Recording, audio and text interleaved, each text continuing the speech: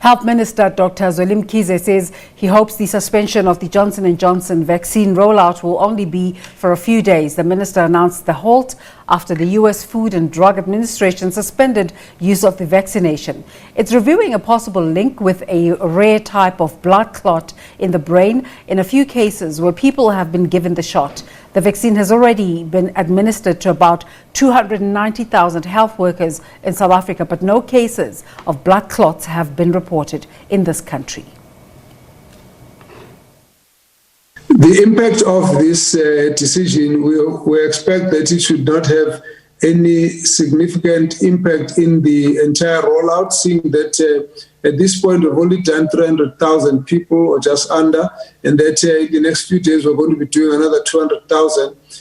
We expect that this matter is going to be cleared in the next few days, because we expect as well that next week the first batch of 1 million vaccine should be coming through from Johnson & Johnson towards the end of the week, as was promised. So we hope that what will happen in the next few days is that a lot of information will come to the fore. For example, for us, what would be important is that is this issue seen as directly linked to the vaccine, and what aspect of that vaccine, so that we can have a sense. And secondly, is this something that is linked to any other factors, environmental factors, underlying diseases, underlying medication, and so on. Seeing that, for example, the number of people who have been affected are more female than male, is there anything that might be linked to a particular factor that needs to be understood? So those are some of the questions that we would want to get a bit more of answers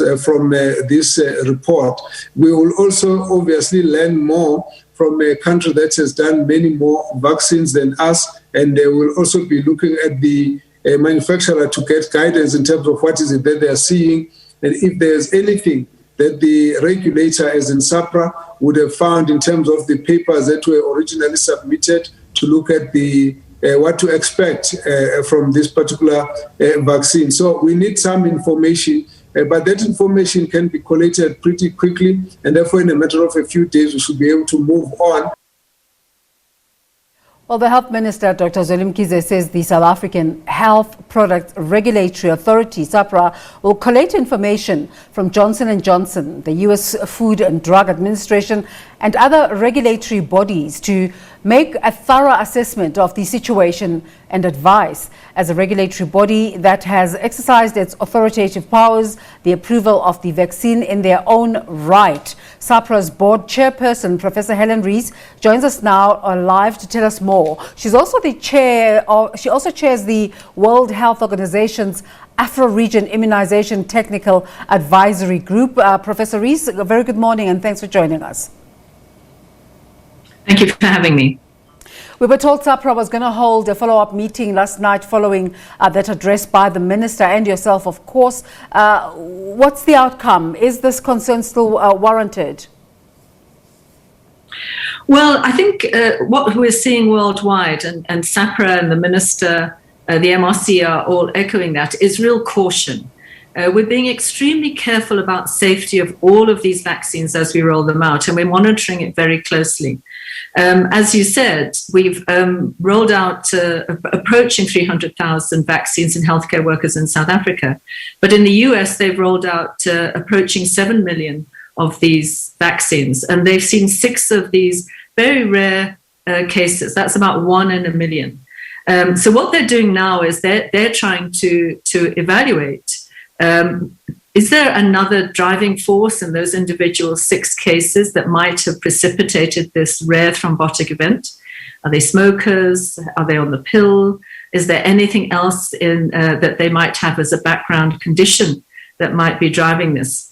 But you can't jump to the conclusion that because you see something that's rare in someone who's received a vaccine, that it's what we call causal. And so that's what's being evaluated at the moment. So we are waiting to hear, they have this data in the United States. So we're waiting to hear from the FDA. All the regulatory authorities are in contact with each other. And we're also working very closely with the World Health Organization that is putting together any safety data or any safety signals and evaluating them globally for all the vaccines. Of course, there's also that conversation looking at either causal or predisposed. What sort of conversations are taking place here? Well, that's quite right. I mean, we have seen that it appears to be more common in women than men in the cases that we've seen. And similarly, this was also true in the AstraZeneca. So is there something that might increase the risk amongst women? We've also seen it seems to be occurring more. I mean, these are very rare cases, but in a younger age group. So as I say, we will be looking at some of the other things that we know drive blood clots, like smoking, like the pill. It's very unlikely that we're going to see pregnancy as a common reason here, because at the moment, women who are pregnant are not being advised to have these vaccines unless they're at high risk. Of course, you've already mentioned that smoking and the pill can cause blood clots, but let's talk more about blood clots. What are they? And people who are already having anxiety about whether or not to take a vaccine, how should they be engaging with this conversation around blood clots?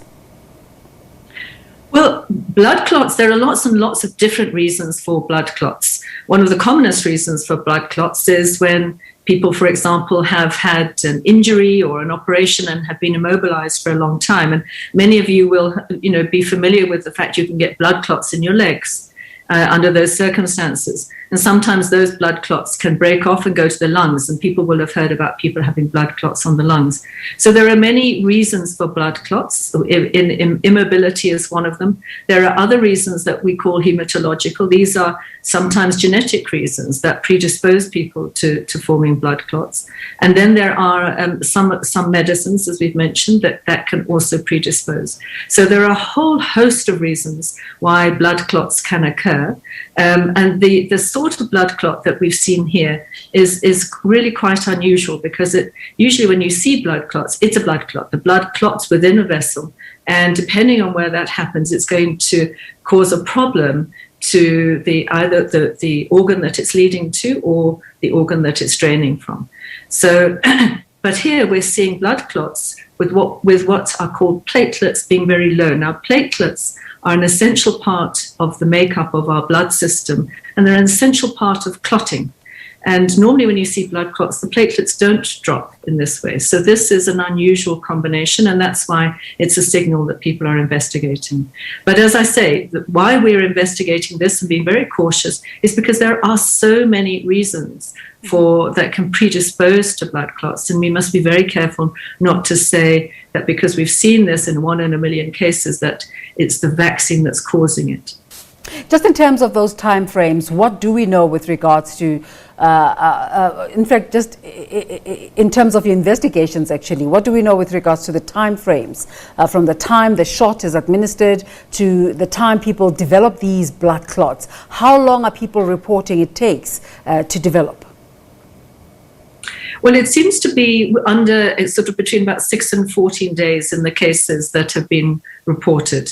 That seems to be the sort of time frame. And there haven't been cases reported much after that. So that is also something that people are investigating. What the MRC are proposing to do is that if anybody gets a symptom that's suggestive of a blood clot, is to do a full investigation. As I say, you need to do quite a lot of quite sophisticated blood tests looking at clotting factors and platelets. And that will need to be done now if there's any suggestion. But I just want to say again that we're being very careful with these vaccines. These are new vaccines. We're looking carefully for safety signals. If we see a safety signal, we're evaluating it very, very carefully to say, could it be possibly associated with a vaccine? Even if in this case we say, yeah, we think there might be a causality, there might be an association, even if we said that, this remains very rare. The thing to remember is that the COVID infection itself is strongly associated with blood clots, and at a very, very high rate. people with severe COVID disease, people who are on ventilators in hospitals, often people who die. Blood clotting is one of the major factors that causes this sort of severity of disease, and it's common. It's common.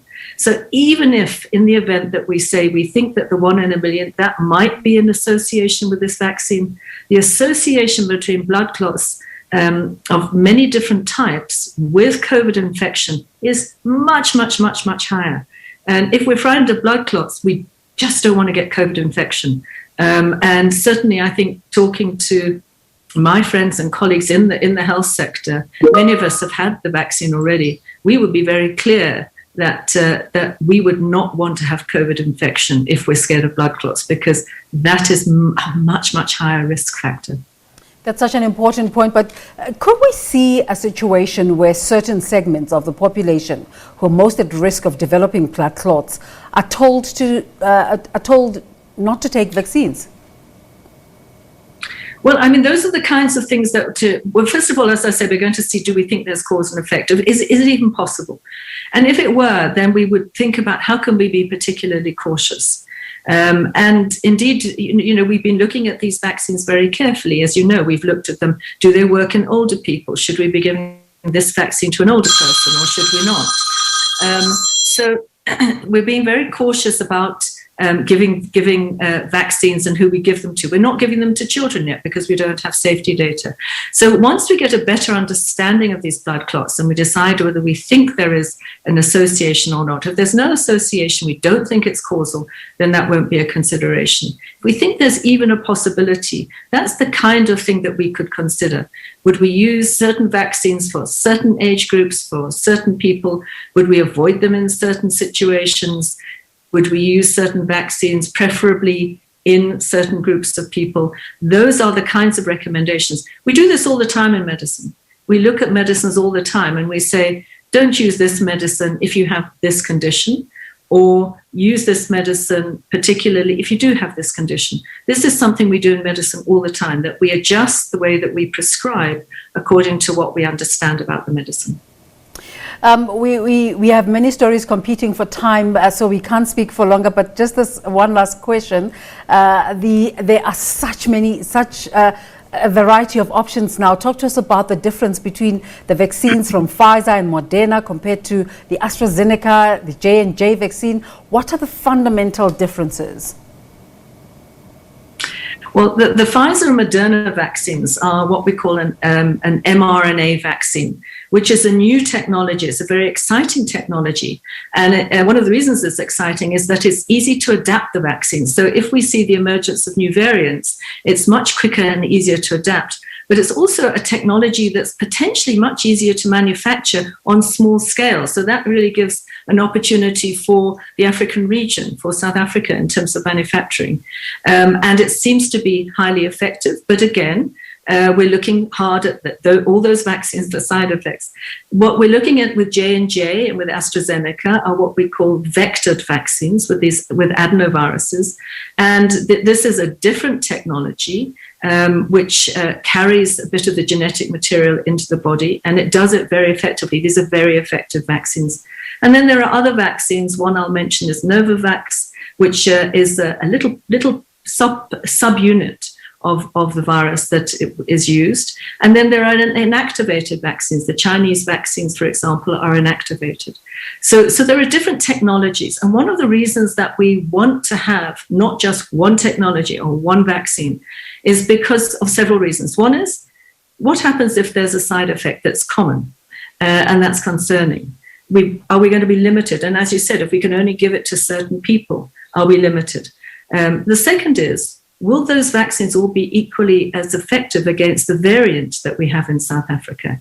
And the answer is already that we've seen is that's probably not true. Some vaccines are going to perform much better than others.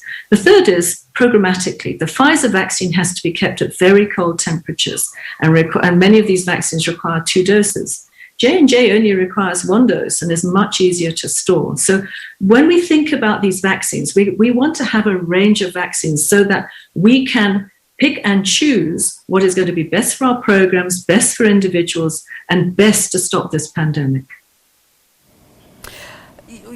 It almost seems like we're learning about the effects of COVID-19 and COVID vaccines in real time. What's your message to viewers who are constantly bombarded with information, true or false, on social media and other sources? How should they be processing this information?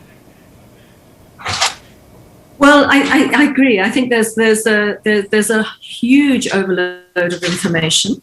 I think that scientists really, we have an obligation to continue to communicate and communicate and communicate.